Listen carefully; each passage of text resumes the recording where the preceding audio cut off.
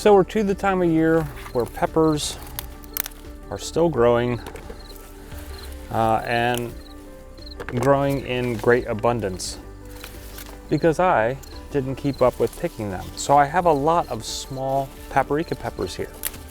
And today I wanted to kind of show you how you can dry them without having a dehydrator or using your oven and that sort of thing.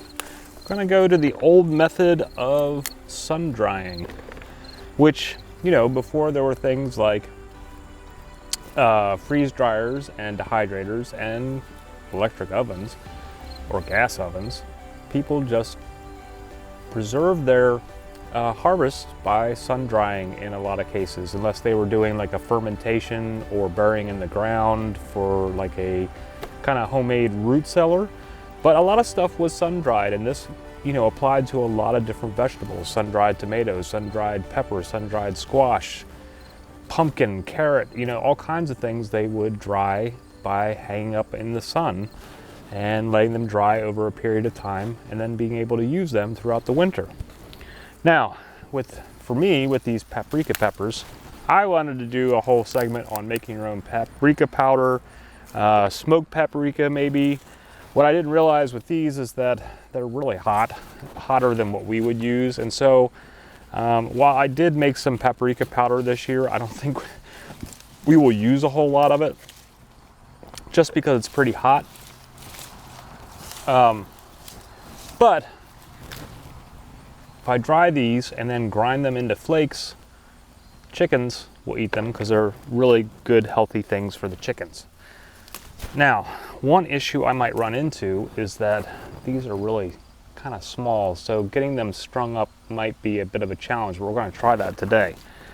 But, you know, if you don't have a dehydrator, I have a small one, Corsica, I think it's called, that I use throughout time, but I can only fit so much in there, and it normally has to run for, you know, 8, 10, 16 hours depending on what I'm drying, and I don't always want to, you know, run it that long or want to take up the space when I've got other things to dry. So I figured with these peppers, since I'm just going to grind them into flakes and use them for the chickens, we'll use Mother Nature and use the sun. So that's what we're going to do today. So when you're picking your peppers for drying, or really if you're going to be drying any type of your produce in the sun, you will want to make sure that you have good, firm, you know, ripe produce and no bad spots.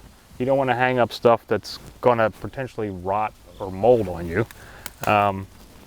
So like example, I've got some of these have been on here for too long. This is a good one. Wait, did I have a bad spot? No, it's just shadow. All right, so got a good paprika pepper, albeit small. Wrinkly, soft, bad spots. Don't want that. Get rid of that. All right, so get yourself some peppers, and then we're gonna go see if we can string these up. One thing that I like about growing peppers is that they're very easy to take care of and that they are not as prone to diseases as some other plants that you might grow in your garden.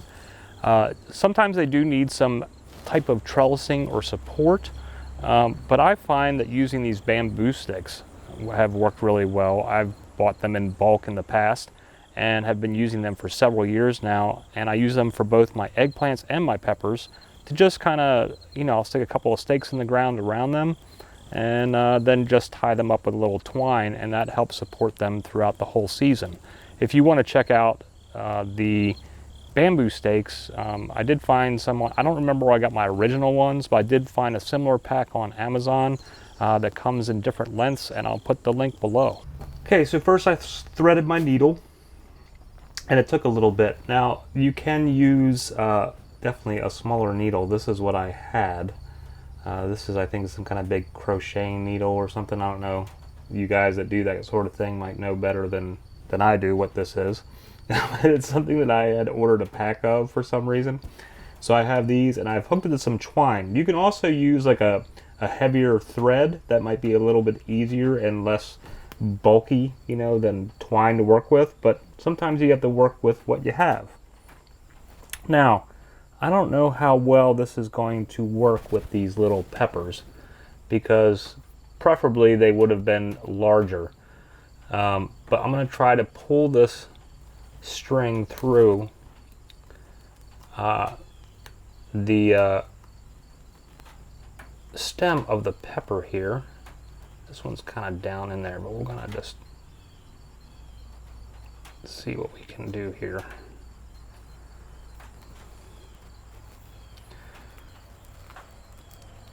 And pull your thread through. There we go. And start threading all of your peppers so that they're hanging on your thread or piece of twine. So I'm going to get this little batch here strung up that I've got, and then we'll show you the end result. But you're basically just going to keep threading through the stems.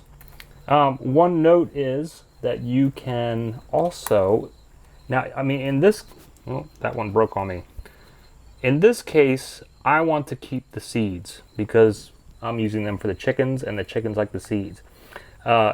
If you don't care about keeping the seeds, then you could actually slice the peppers, and that would probably make it easier for stringing than trying to go through, especially if you have smaller ones, through little stems.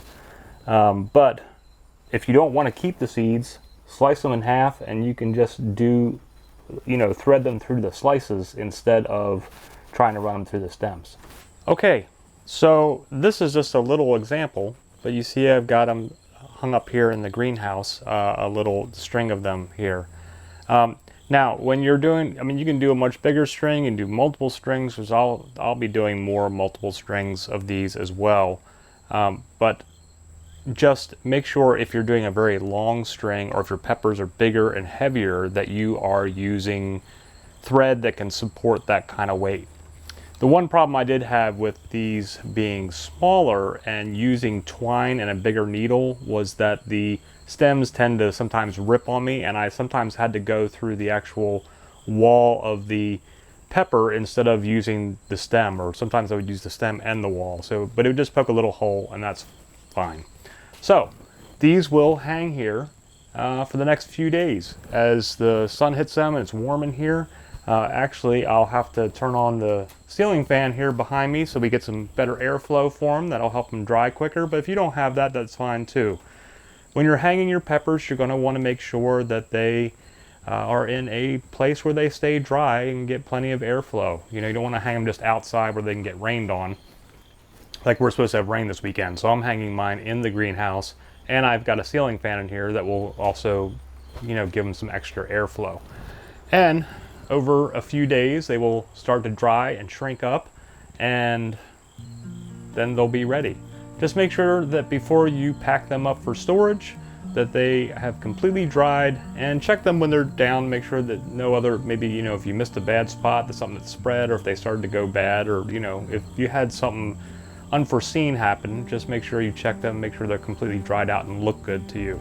But they should be good and crispy, crunchy. And then you can store them away just like you would any type of stuff that you did in your dehydrator. But this way you're not using any electric and just using Mother Nature.